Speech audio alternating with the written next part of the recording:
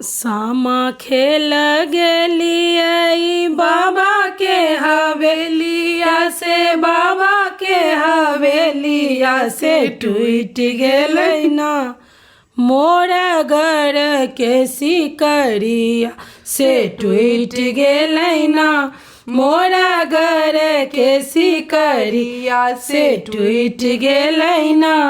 घोड़वा चढ़ल एलखिन भैया से अपन भैया, भैया से अपन भैया कीन देबौ ना तोरा घर के सिकरिया से, कीन देबौ ना तोरा घर के सिकरिया से, कीन देबौ ना।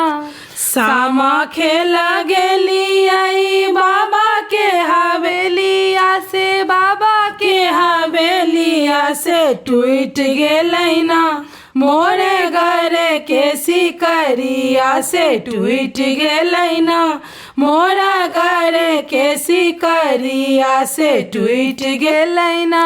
जुगे जुगे जीव तू भैया से अपन भैया, भैया से अपन भैया फेरेथिन है सामा कार्तिक मास में, फेरेथिन है सामा कार्तिक मास में, फेरेथिन है सामा कार्तिक मास में। सामा खेल गेलियै बाबा के हवेलिया से, बाबा के हवेलिया से टूट गेलै ना मोरा घर के सिकरिया से, टूट गेलै ना मोरा घर के सिकरिया से, टूट गेलै ना।